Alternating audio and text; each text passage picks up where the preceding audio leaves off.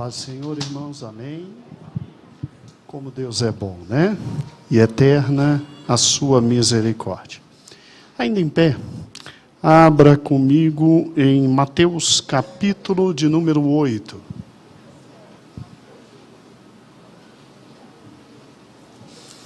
Mateus capítulo 8.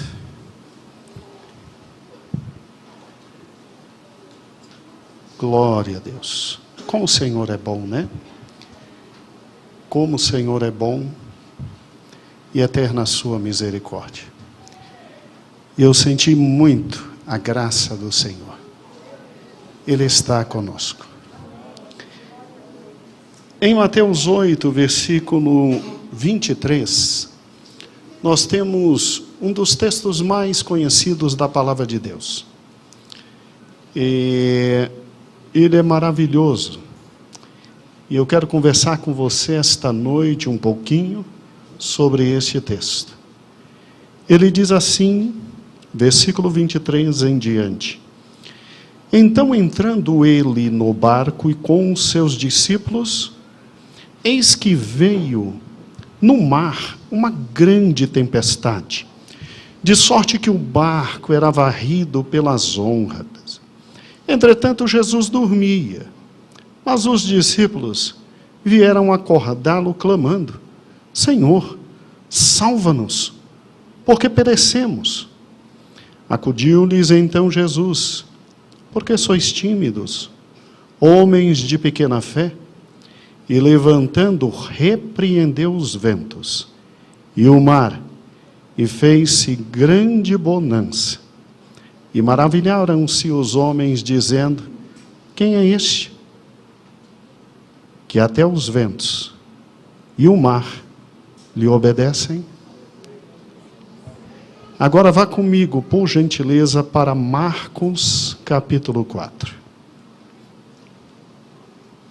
Obrigado, meu pastor. Marcos capítulo 4. É o texto paralelo. Ele lança um pouco mais de luz naquilo que nós chamamos de evangelhos sinóticos.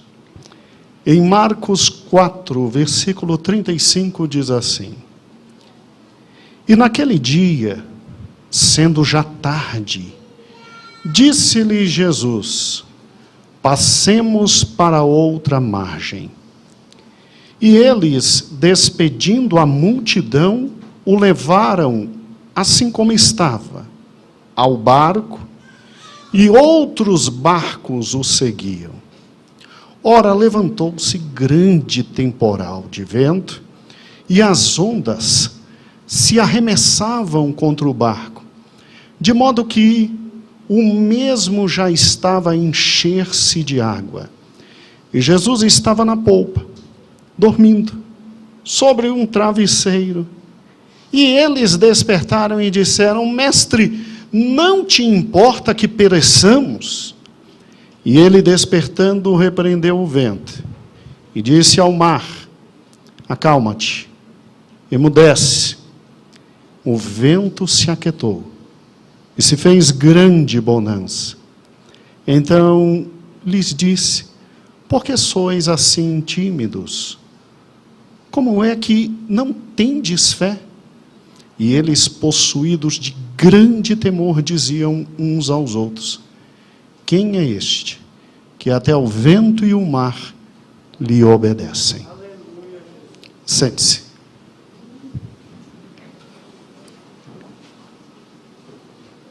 Filhos, me ajudem.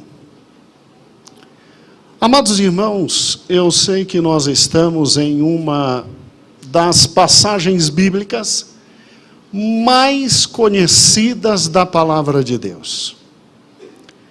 Ela já foi com certeza pregada muitas vezes. Hinos maravilhosos como Sossegai já foram entoados, e vários outros. É uma passagem que demonstra o poder de Deus, a grandeza de Deus, a graça de Deus e a misericórdia do nosso Senhor e Salvador Jesus Cristo. Eu sei perfeitamente que os irmãos, talvez até de cor, já conheçam tão bela passagem. Só que esta noite eu quero conversar com os irmãos sobre um fato muito interessante. Primeiro quero indagar. Todos os amados irmãos creem que Jesus Cristo é onisciente, onipotente e onipresente? Você crê? Você crê que Ele é o mesmo ontem, hoje e eternamente? Ok. Quando Ele se encarna, tornando-se homem, a onipresença Ele abre mão. Porque Ele só podia, enquanto homem, como eu e você, estar em um único lugar, em um único momento, naquele tempo. Ele fez isso por nós. Tomou nossa forma, para que um dia pudéssemos ter salvação. Mas Ele não abre mão de sua onisciência e de sua onipotência. Tanto é que Ele dá ordens. Tanto é que Ele diz para ventos e mares: aquietai-vos, calai. E segundo a palavra de Deus, na mesma hora, o vento quietou, o mar se acalmou. O susto fora tão grande que simplesmente aqueles que estavam ao seu lado, que já estavam um bom tempo acompanhando, chegam e dizem: quem é esse? Quem é que é esse? Quem é esse que mares o obedecem e ventos se submetem a Ele? Onipotência, todo poder, bastando uma palavra. Para Ele não era novidade. A Bíblia diz que Ele com sua voz criou os céus e a terra. Para Ele não é novidade. Olhar para um vento e dizer: aquieta-te. Olhar para um mar e dizer: cala-te. Ele que, segundo o Evangelho de João, era o Verbo, estava com Deus e era Deus. E todas as coisas foram feitas por Ele, e sem Ele nada do que foi feito se fez. Então Ele já fala desde a eternidade. Quando no início de todas as coisas Ele brada, quando a terra era sem forma e vazia: haja luz, e houve luz.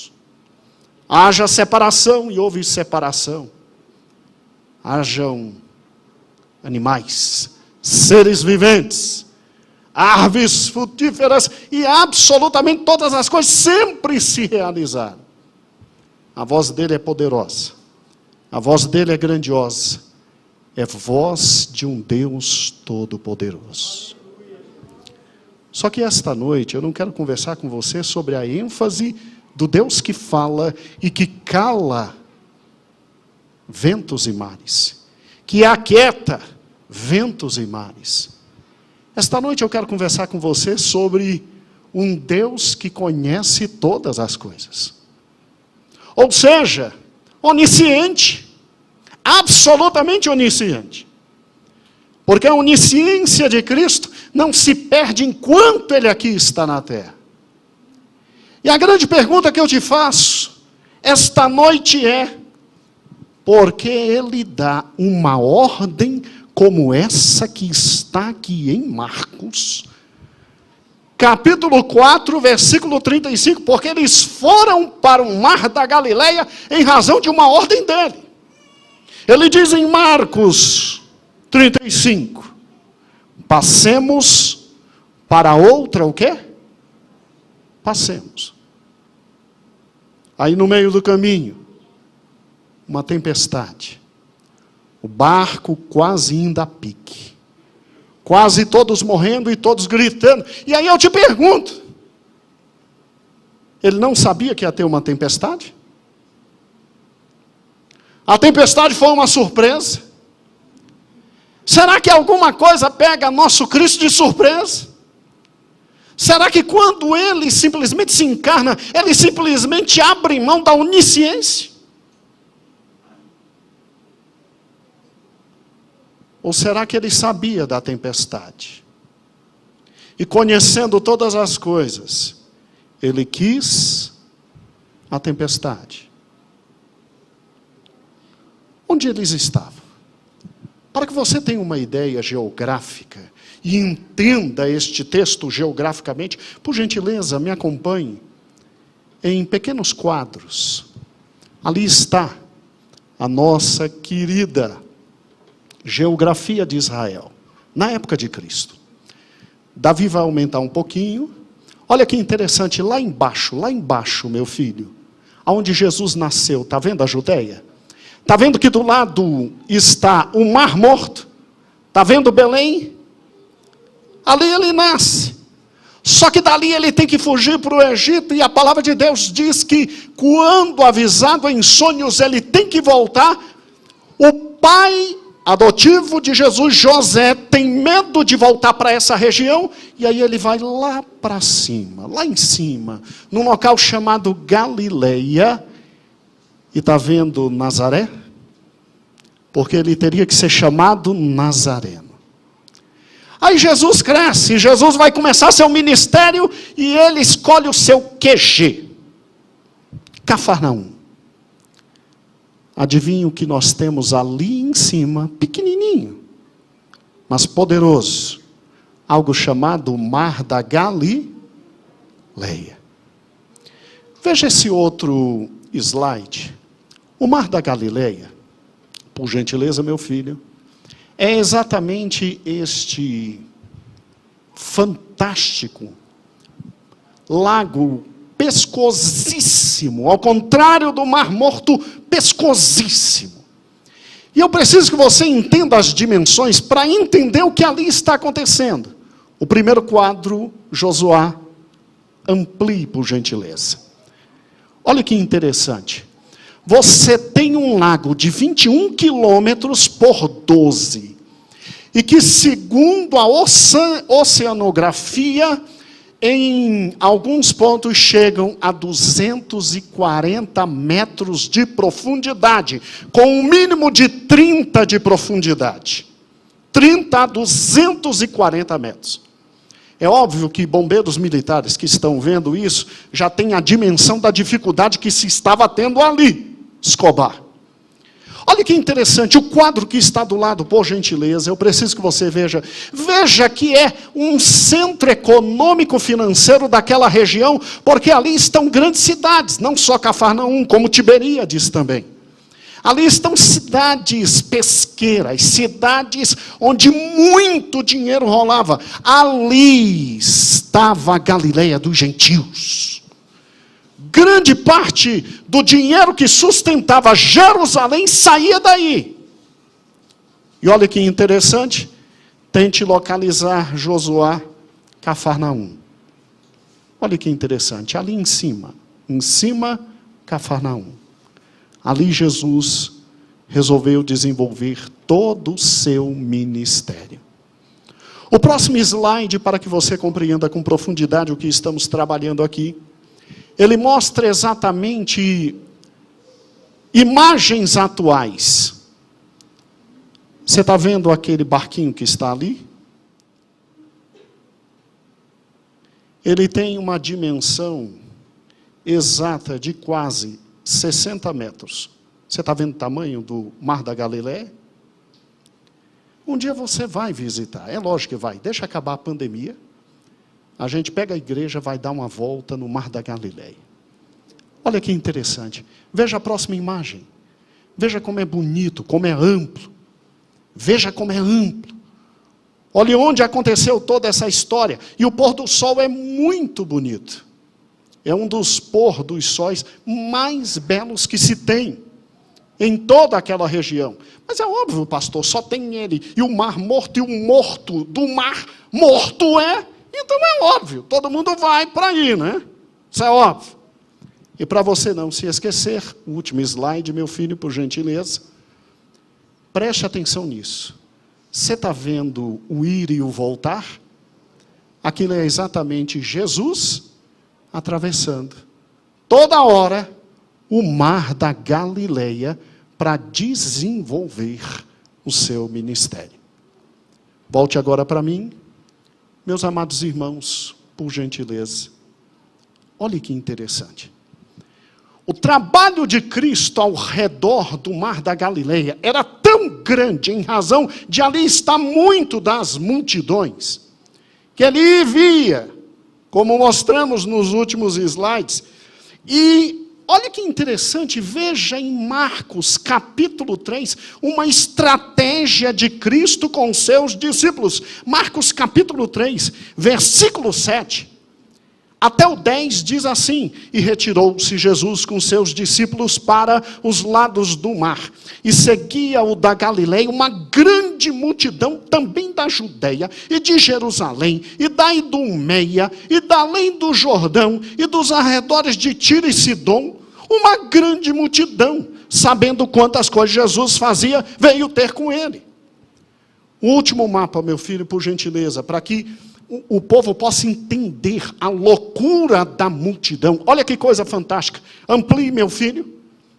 Jesus, que estava sempre no mar da Galileia, lá em cima, vinha ter com ele, lá embaixo, filho, por gentileza, da Judeia, suba, da Idumeia, da Pérea, pode subir, de Samaria, de Decápolis, pode subir, da Galileia, da Itureia, pode subir, até Tiro e Sidom, na própria Fenícia. Você pode imaginar, agora retorne, você pode imaginar, meu amado irmão, o poder que havia em Cristo,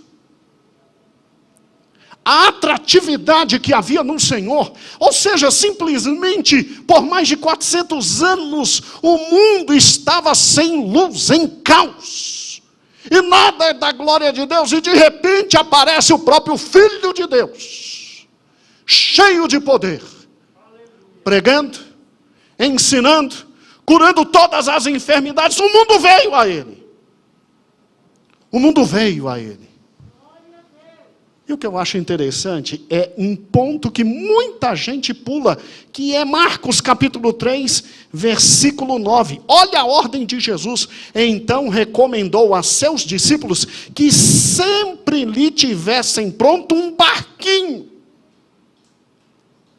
E olha que Pedro, André, Tiago e João eram sócios numa grande empresa pesqueira, como diz Lucas. E Jesus sempre diz assim, tem pronto sempre um barquinho. Porque, agora estou parafraseando o nosso Senhor Jesus, que diz, porque pelo amor de Deus eu preciso descansar. Eu tenho que descansar de vez em quando. Eu tomei a forma humana. Eu me canso. E olha que interessante, Nonata, eles sempre tinham um barquinho pronto para a fuga de Jesus. Para o Senhor descansar. O Senhor Deus dos céus e da terra, que assume a forma humana e agora precisa descansar. E o que é interessante é que é nesse contexto que vem Marcos capítulo 4, e Jesus, depois de cansado de muitas maravilhas, milagres e prodígios, porque aí em Mateus capítulo 8 diz a sequência dos milagres dele. Ele em Mateus 7 termina o sermão da montanha, e em Mateus 8 ele começa a sequência de milagres, e são milagres que demonstram o poder dele sobre demônios, sobre o tempo, sobre o espaço, sobre a natureza. É num contexto desse que ele diz, passa para o outro lado. E ele, simplesmente cansado, dorme na embarcação. Aí vem uma turbulência, que não era qualquer turbulência. Vamos lá, quem é que estava dentro do barco? Pastor, estava Mateus, ótimo. Um desconto para Mateus. Mateus era publicano, não entendia nada de barco. Estava Levi, pastor. maluco xiita que queria matar romano, tudo bem, desconto. Mas estava no barco gente que conhecia tudo sobre pesca, sobre mar e sobre barco. Estava no barco Pedro, Tiago, André e João. E vem uma tempestade, Nonata, que eles entram num desespero, que nem parecia que tinha homem naquele barco. E acordam Jesus desesperados, e olhando para a cara dele e dizendo: você não se importa da gente morrer, não?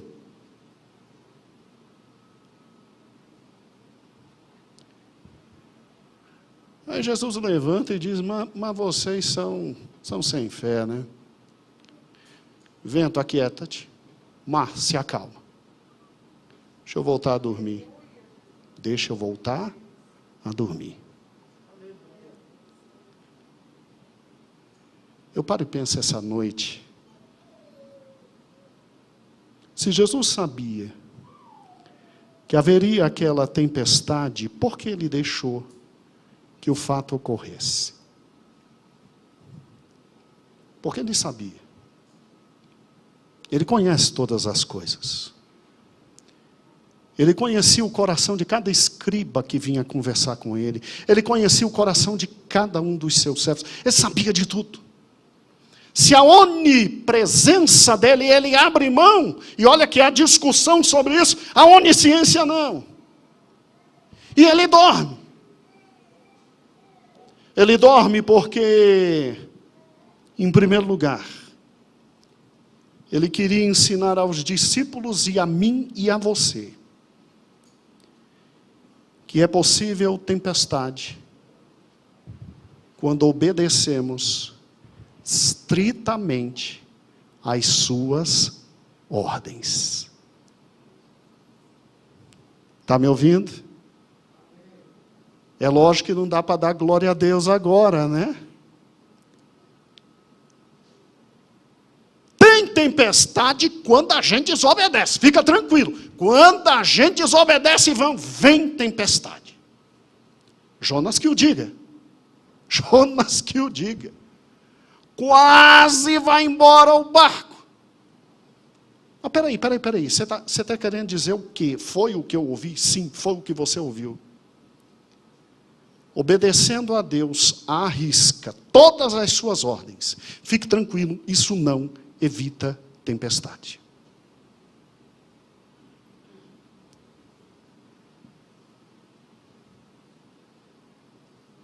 Mas eu pensava que, entregando o coração a Ele, vivendo para Ele, tentando servi-lo de toda a minha alma, com toda a minha força, com toda a minha inteligência, chegando ao ponto de até colocar a mão no bolso e dizer: está aqui para a tua obra.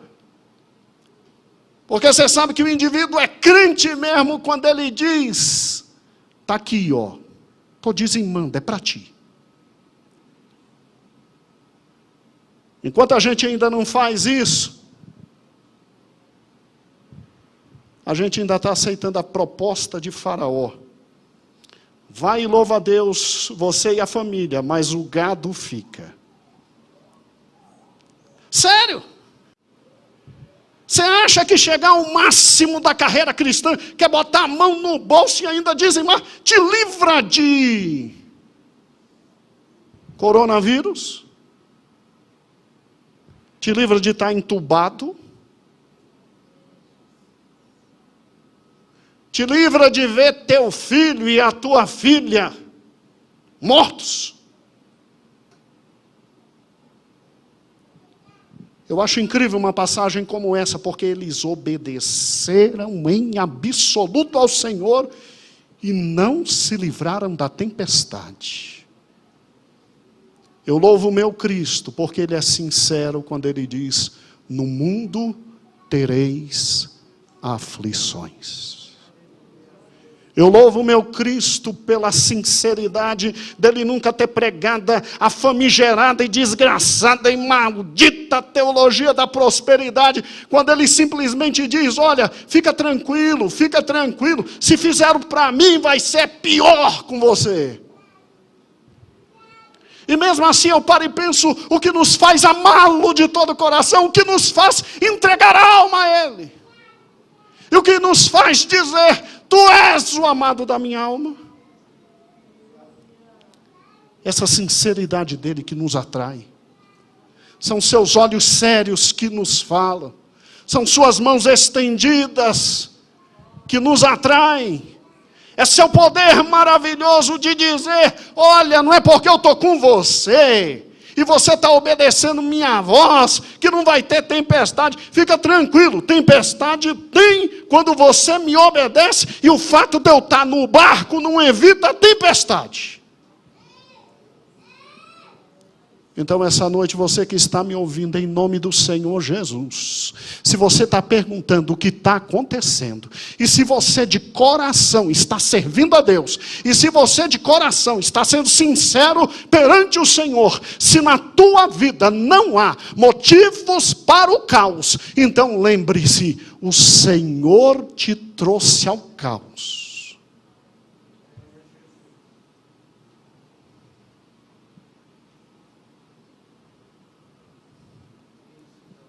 Escute.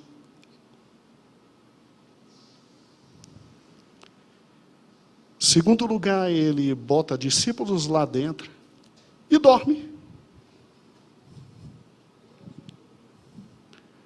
Para nos mostrar que, por mais preparados que eu e você sejamos, por mais know-how que nós tenhamos, por mais fantástico que nós sejamos, fica tranquilo, quando Ele apronta para a gente. Tudo que somos, tudo que temos, nada é diante do que Ele trouxe. Você já pensou que no barco estavam Pedro, Tiago, João e André? Que não eram meninos na navegação, que não era gente pequena, que era dono de empresa. Eu estou falando sério, Lucas diz isso. Eles eram sócios, eles sabiam o que era o mar, eles conheciam com profundidade.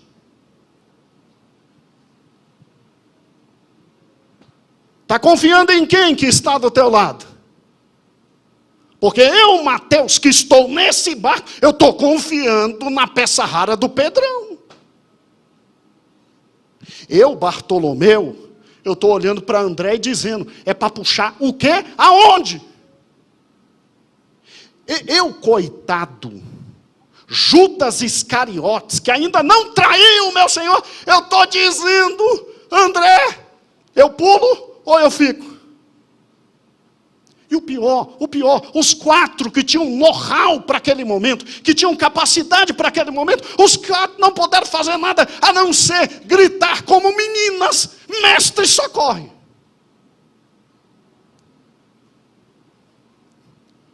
Está confiando no plano de saúde? É isso? Está confiando no emprego? Está confiando no auxílio emergencial? Está confiando na tua capacidade e nas influências que você tem? Você é amigo do governador? Pois é, eu conheço alguém que era amigo do rei e foi parar na cova dos leões. Te lembras dele? Porque o rei chega a Daniel e diz, Daniel, muito amado,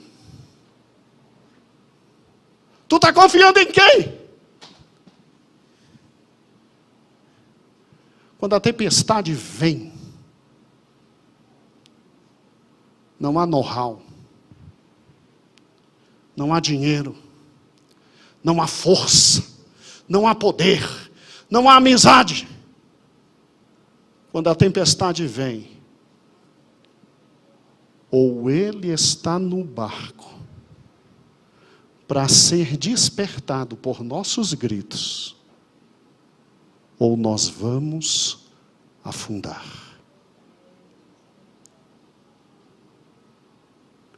Eu paro e penso por que Cristo atravessa e simplesmente traz os discípulos para um momento como esse.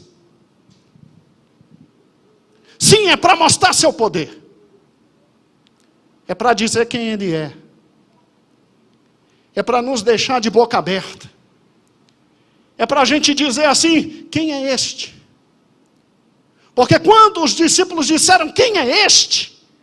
Eles sabiam quem Ele era. Eles vinham com Ele de uma caminhada enorme, aonde Ele curava todos os enfermos, aonde multidões vinham atrás dEle, aonde a graça dEle se manifestava, aonde a glória dEle se manifestava, aonde o poder dEle manifestava.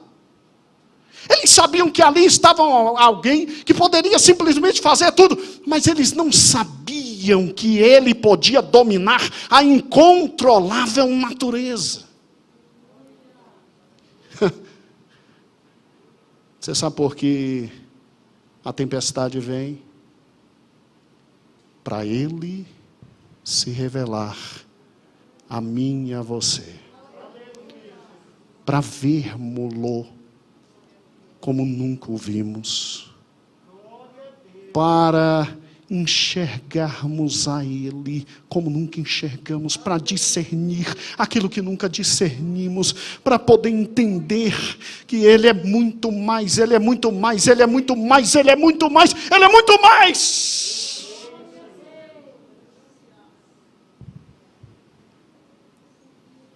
E para passar vergonha na gente. É para passar vergonha.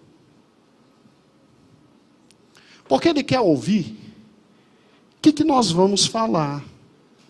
Volte para Mateus, rapidamente. Para Mateus, o primeiro texto. Sério, Ele quer ouvir o que a gente vai falar. Em Marcos, é muito interessante isso. Adoro comparar os sinóticos. Olha que interessante. Quando você pega Mateus, Mateus tem uma palavra assim, mais amenizadora, diria eu, eufêmena. Ou seja, Mateus diz assim, versículo 25, Senhor, salva-nos, nós perecemos.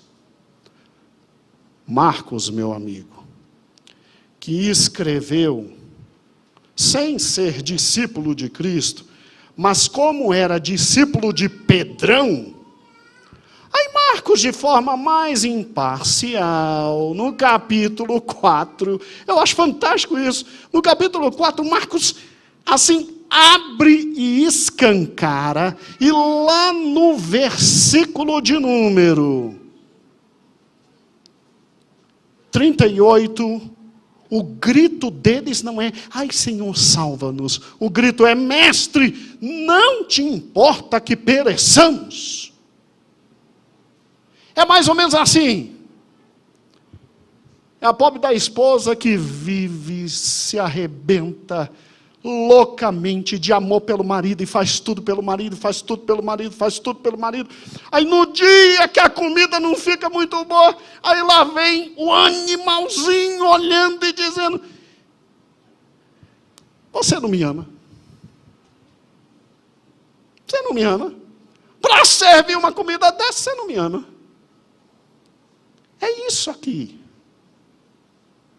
É um esposo que se arrebenta pela esposa, manhã, tarde e noite, manhã, tarde e noite, manhã, tarde e noite, manhã, tarde e noite. E um dia não consegue fazer o a mais que ele sempre faz, e ela olha para ele e diz, você quer me matar? Não é para sorrir no auditório. Não se entregue. Mas não é. A gente não tem uns dias em que a gente devia ficar de boca calada? Devia, não tinha que falar, e depois se arrepende. Rapaz, para pedir perdão, ai que dor. E para conseguir convencer essa mulher, mas vai sofrer. Gente, um homem que chama seus discípulos e dá a eles tudo. Poder sobre tudo, capacidade de evangelismo, está com eles todo momento, não deixa faltar nada. Quando não tem dinheiro, não tem problema, ele multiplica pão, ele multiplica peixe, nunca faltou nada, defendia seus discípulos perante todo o ciclo religioso desgraçadamente cínico. Aí num momento como esse que eles veem o mestre dormindo, ao invés de se lembrar de todo o poder que ele tem, eles gritam: vai deixar a gente morrer?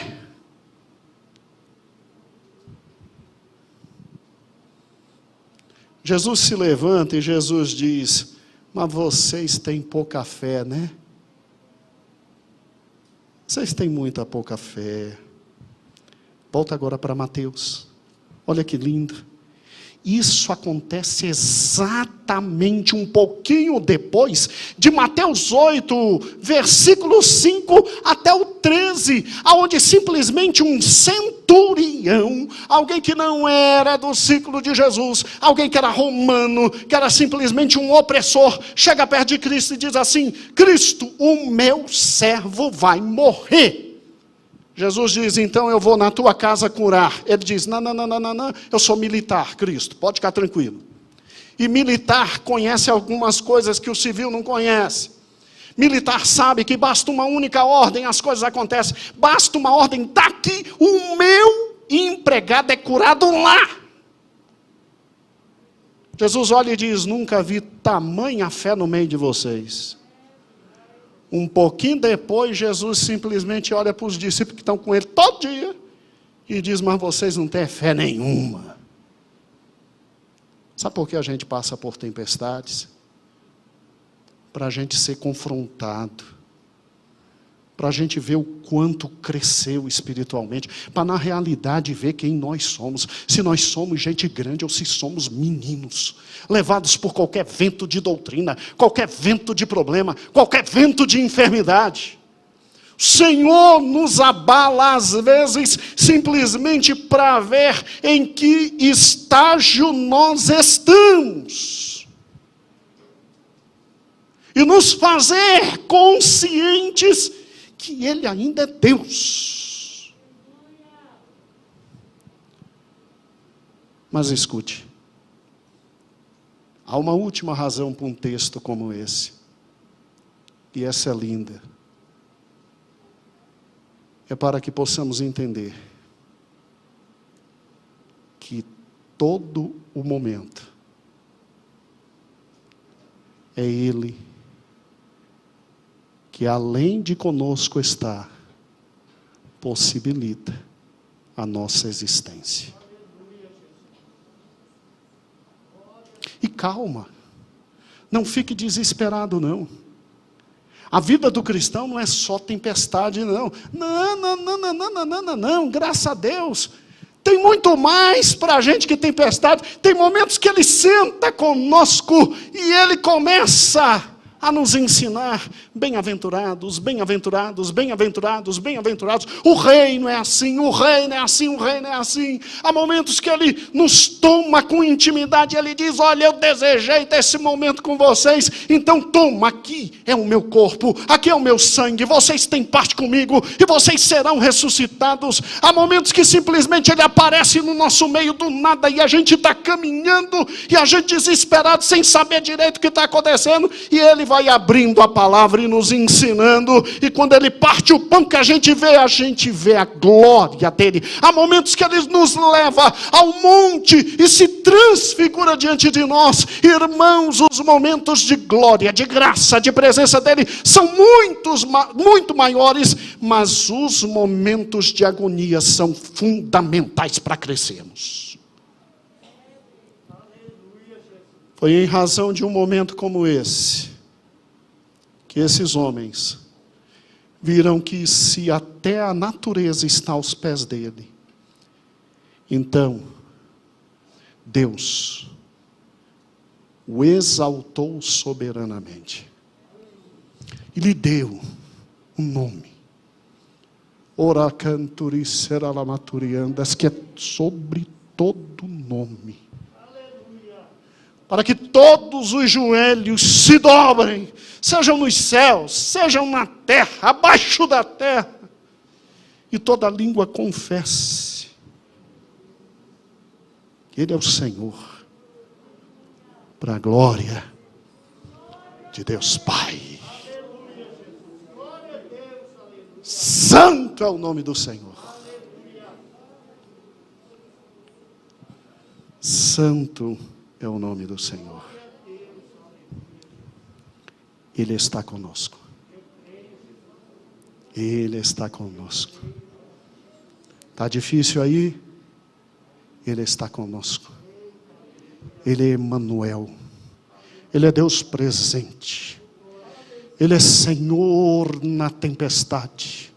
Ele é Senhor da tempestade. Ele é Senhor dos céus. Ele é Senhor da terra. Ele é Senhor de todas as coisas. Ele é Deus Todo-Poderoso.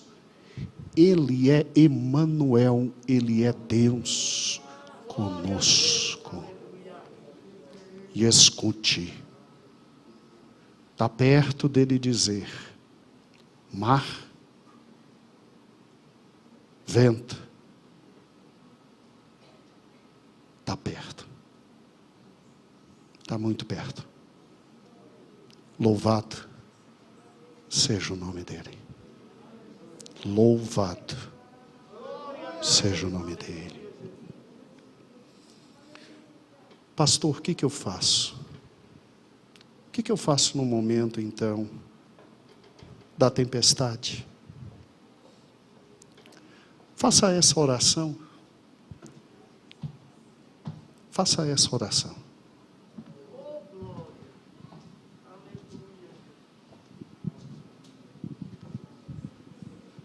Saúdo a igreja com a paz do Senhor. Vamos louvar o nome do Senhor.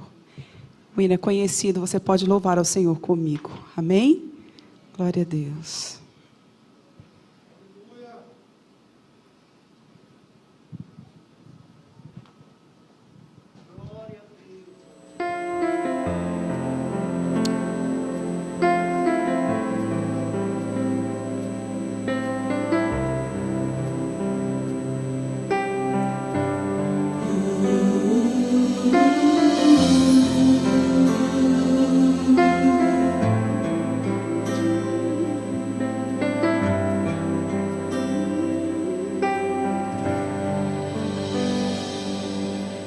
Cobre-me com tuas mãos, com poder, vem me esconder, Senhor. Se o trovão e o mar se erguendo vem, sobre a tempestade eu voarei, sobre as águas tu também és rei. Descansarei, pois sei que és Deus.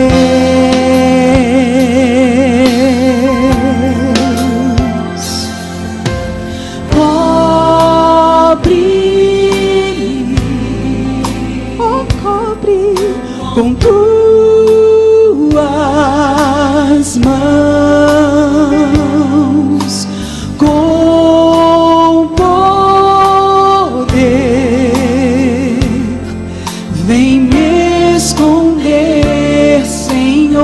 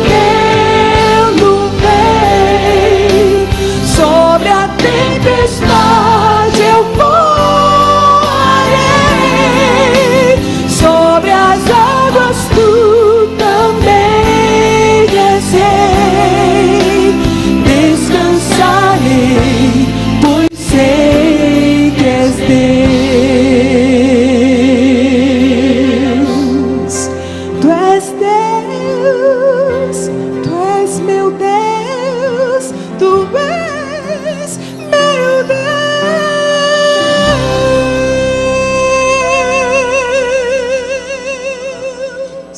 Glória a Jesus. Você está um bom tempo assistindo cultos aqui. Hoje é o dia de você se esconder nele. Você sabia que hoje é o dia de você aceitá-lo como Salvador? A diferença é Ele na tua vida. Fechemos os olhos, irmãos. Quem essa noite quer entregar a vida para o Senhor? Levante o braço. Nós temos almas aqui. O Senhor me diz isso. E você que está afastado, o Senhor te chama hoje para aceitá-lo. Você teve todos os motivos para se afastar da presença dEle. Hoje o Senhor te chama para estar na presença dEle. Ninguém vai te passar vergonha alguma. Levante o braço. Nós vamos orar onde você está. E o Senhor vai ter misericórdia de você. Meu irmão, você que conhece a Deus, chegue perto dessa pessoa. Ela precisa de Cristo. E hoje é o dia. Hoje é o dia. Onde está a primeira alma para o Senhor? Onde está a primeira alma para o Senhor? Quem quer esta noite voltar ao Senhor Jesus? É por enquanto oportunidade, hein? Um dia isso cessará. O Senhor te dê uma nova oportunidade. Senhor, nós oramos pelos irmãos que nos assistiram através da live. Dá-lhes da tua graça, dá-lhes uma semana em paz, que amanhã estejam conosco no culto da família. Meu amado irmão, nós te abençoamos. Em nome do Pai, do Filho e do Espírito Santo. Amém.